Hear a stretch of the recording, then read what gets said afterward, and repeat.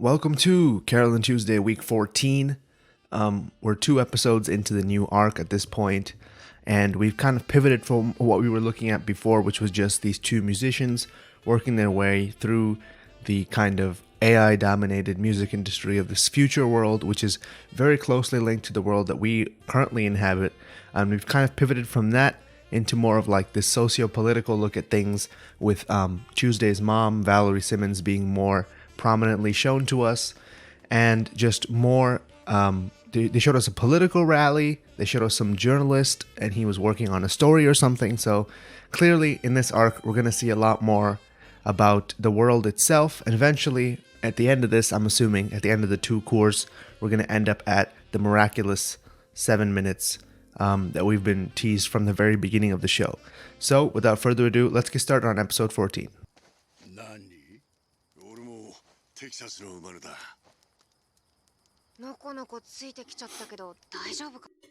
Just wanted to make a small comment. So people always say if you wear a 10-gallon hat, you're from Texas. And this is actually a meme. If you've ever been to Texas or lived in Texas, you know that people in Texas always say, oh yeah, I'm going to get a 10-gallon hat, just to show people where I'm from or whatever. Like, if you tell people you're from Texas, they'll say like, oh, so you ride horses on the weekend or whatever. Also wanted to remark that introductory scene with the producer guy, they drew him in like a very similar way to like an Uncle Rufus from Boondocks or whatever. I don't know if that was intentional, but the way he was like gesturing with that axe, it just reminded me of Uncle Rufus from Boondocks a lot. And also, I don't know if we're going to get a performance in this episode, but I thought I'd say it now in case I miss it later. There is a YouTube channel of Carole Tuesdays where they put up all the videos of the performances that they have artists do. So for example, I'll have it play right now. Piotr, when he did his performance in the talent show, Mars Brightest, they had a dancer / singer person act out his performance, and I don't know if they rotoscoped it or just motion capped that performance, but they definitely used it almost frame for frame in the actual show, and that's why his dance movements were so smooth and like looked close to real life, because they used a real life reference. I just thought that was really cool. And also, Carole Tuesday do have real life counterparts. They have performed the songs, which I thought was cool. I'll put the YouTube channel in the description, I guess. I just thought that was really cool. So anyway, continuing on.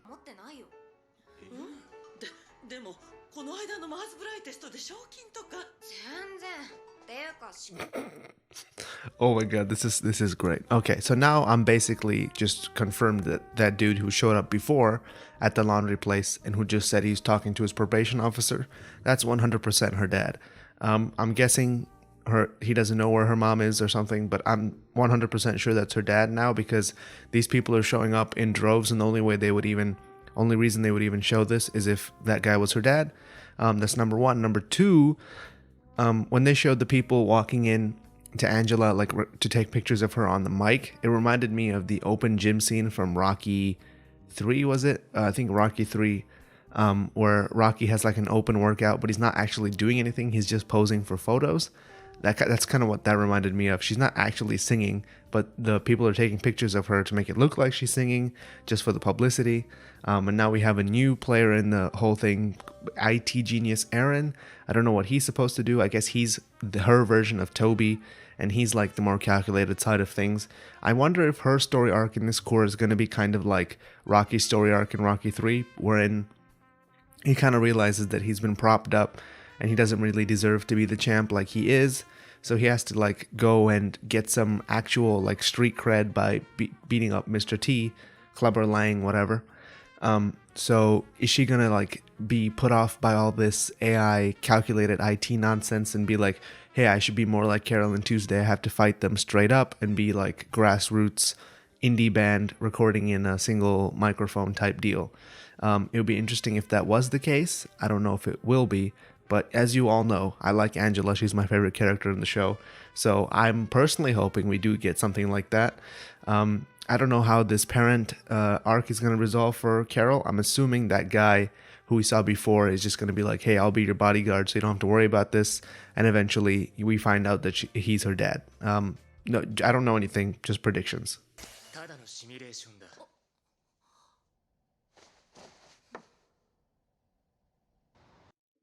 Yo, that was pretty good. So we've been kind of put off the whole AI thing for a while now, right? From the very beginning, we were told that this is not a good idea. You should probably not do this, etc., etc. And the whole thing has just felt really cold and calculating. But now we're like really digging into the meat of it, and we're finally going back to like the actual creepiness of the AI, which is that the more data you feed it, the more good it is at imitating something or coming up with, or like being able to simulate someone, like Tao said. And now he's like got enough data from her singing that he has an almost complete copy of who she is. And this is where the real creepiness of the AI system comes in. She probably won't ever have to sing again, and she could still keep making songs over and over. I don't know exactly what kind of commentary that is on the music system. To me, it seems like people don't ever change their identity once you go into the AI, I guess. So you literally just be the same artist doing similar songs again and again for your whole entire career, which if it's acceptable to you, I guess it's fine. But most people want some kind of like development from their artists. They want them to grow and stuff like that, which is not something that you get with AI, it seems. And meanwhile, on the other hand, Carole Tuesday can just come up with something completely different the next day if they want to. But, she can't, because she's kind of stuck as this AI. And if you want to change it, you have to provide it like a new set of data that's different from the data that you gave it before. We're back to the good directing. For a few episodes in between there, we had like this kind of sloppy directing where we were just cutting in between like these close-up shots and these medium shots. We weren't really transitioning from scene to scene really quick. But in this shot, we had, Tao and Angela in a scene. They left a lot of things unsaid, which I like. It gives you, more room to speculate, more room to like subconsciously process all the things that they're saying. And then we have those hard cuts to like exterior shots or establishing shots of a different scene, which is what I was talking about in episode 1. I have to look up the episode directors to know for sure, but I feel like Mr. Watanabe is involved in some way in the first couple of episodes of each core. Because the directing really fell off in between, especially in that Mars Brightest arc. It didn't even feel like this show. It felt like a completely different show. And when we first started with the show, I was very impressed with it. I actually liked it a lot. I talked about the directing a lot, and I talked about them juxtaposing two shots to establish like a different meaning and things like that. And I just feel like those things kind of fell by the wayside in between, but definitely they've come back as well as some new dimensions to the whole thematic tone of the show, which is like we've gone from just talking purely about a talent show for 6 episodes to now we're talking about Tuesday's mom, who's a presidential candidate. We're talking about journalists investigating her, which means that there's probably something worth investigating, which means she has a few skeletons in the closet. We have the AI being ramped up to the next level on Angela. We have Carole's dad coming into the picture and him not wanting to tell her because of all these other people who are fakes telling her the same thing. But him, like, after seeing her on TV, he's come all the way from Earth just to see her. It's really good now. If there was ever a time to pick up the show again, now's it.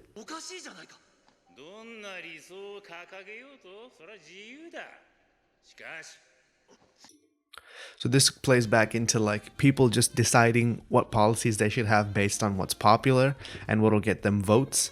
I don't want to get too political, so I'll go to a fictional example of this.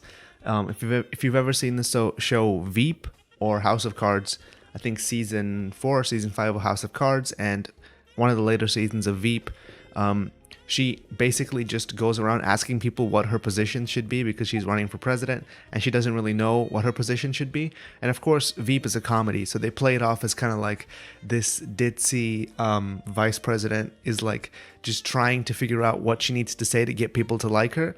And this is kind of the same thing. And we were really seeing like the AI influence. And one of the first things I said about the show when I first looked at it way back in the day was that this is one of the first shows to actually like really incorporate AI into its kind of fabric of its world, because they are so new and the effects that they can have on a society are so like widespread that we didn't really know about all of those until very recently, like this year or last year maybe, when all these like revelations about YouTube's algorithm, Facebook's algorithm, all these like AI powered algorithms came forward, that we really learned about exactly what kind of effect they can have on society, that we discovered about like what kind of negative effects AI has. So now to have a show that incorporates that into its like fabric and like it tells us about all the like, we're going from music to politics, and both of them were complaining about AI. Like in music, an AI is basically simulating her as an artist, and over here, this AI is like telling her what to do because it knows perfectly what people think. It just seems to me like this is one of the very first shows that deals with this problem. And also it commentates on like the current political landscape, because this show, even though it is set in the future, it's really just set in the present.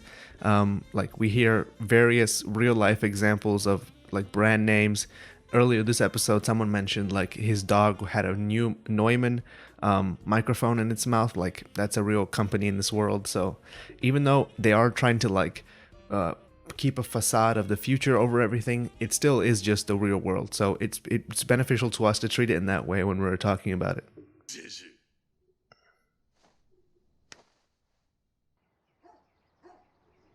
That legendary anime fist bump. Oh my god. If you haven't seen a fist bump in anime, you've been doing it wrong.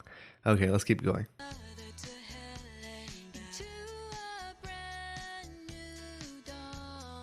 See, this would have been the place to say that Carole and Tuesday are real people, and you could probably find this performance on their YouTube channel. You can tell as soon as the performance starts, immediately the animation is smoother and their facial expressions seem more real to life. If you've ever seen that show Aku no Hana, Flowers of Evil, that entire show is rotoscoped, and their facial expressions are so true to life that it's like scary at times because you're still looking at an animation, but you can't tell because it is so perfectly rotoscoped. It's so well done. And we're seeing that here. Clearly, there's some level of either motion capture or rotoscoping going on, and it just really adds to the performance. I've been said that like the performances in the show are really well animated. I didn't know that they were rotoscoping it, but that's obviously a very good idea. They seem to like shoot the whole performance like a music video type thing and then animate it later. Great idea. And I've already said this show's marketing is next level. That's why they have that Instagram account, which I'm sure is really big by now. Carole Tuesday on Instagram. It just seems like they're doing in real life what the artists would be doing in real life, like promoting themselves on Instagram, promoting themselves on YouTube. It just, ties in. Very nice.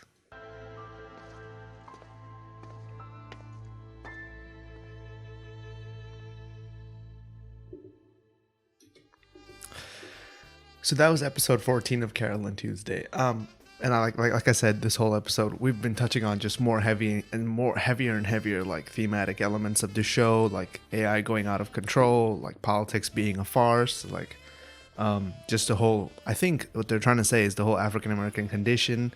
Her dad was in jail for fucking decades, and she just grew up without parents and she was in a refugee camp. So there's that whole element to things.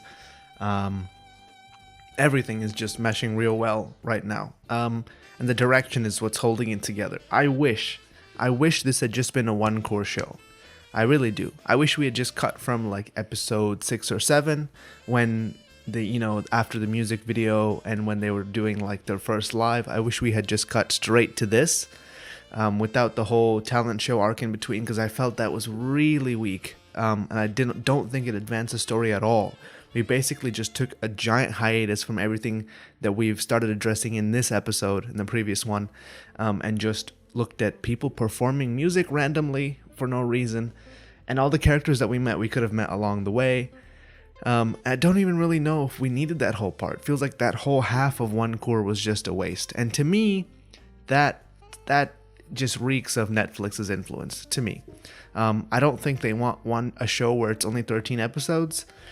It is a Netflix original. I think Netflix paid money to make this production, because they do say in association with Netflix the opening credits of a Japanese airing of the anime. So I really feel like they're heavily involved with this. And it is coming out on Japanese Netflix as it airs too, I think. Do I wish they'd kept their Netflixy hands off of it? Yes, I kind of do. I'm pretty sure that's what pushed the makers of this show to make this a 2-core show, because just like you get more money from Netflix that way. Maybe Netflix might have even required it to be a 2-core show. I don't know, but the pacing really suffered from that, and that took it from like a really good like 8.5 out of 10 show to me down to like a 7, maybe even less, because you have to sit through all that. You could probably just skip straight from episode 7 or 8, 6 or 7 or 8, depending on when the talent show arc started.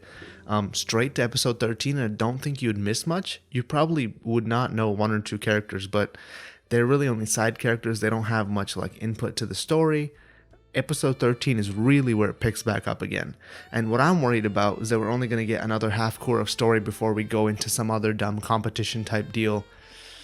I really don't want that. I want a nice one core of story. Like, if it had been one core, maybe Watanabe could have directed more of it than he did now, because it really feels like he was not involved in maybe the latter half of the first core. If he had done maybe the first 4 episodes and the last 4 episodes, we'd only have to deal with 5 episodes in between where it wasn't him holding the reins, because when he does it, or whoever is doing the good direction, when they do these, like episode 13, episode 14, when they do these episodes, they're actually really good. And with the talent show arcs and with some of the episodes just before the talent show arc, I really felt that wasn't the case. With such a like kind of character driven show like this, you really have got to be on top of the direction if you want to keep it interesting. Otherwise it just ends up being boring. Like the second or the penultimate episode of the talent show arc was maybe one of the worst examples of this. Although it did pick up a little bit towards the end, overall it was just not good to me. If you really are just in it for the musical performances, I can see where you would have liked that arc. But to me, this kind of thematic, dealing with all these topics is what made me interested in the show in the first place. So just having music for 8 episodes was not fun. I'm exaggerating a little bit. It wasn't really 8 episodes. It was more like 6. But, it felt like a good 10. And if we had just gone from beginning to end without, getting sidetracked by such a bloated middle, I really feel like the show would have been stronger. But there's nothing you can do about that now. So that was Carole Tuesday, episode 14. The show is definitely picking back up after what I would say was a long time when I didn't even want to watch it anymore, but I'm glad I kept watching it. That's it for this week. Like, comment, subscribe, all that good stuff, and I'll see you in the next episode.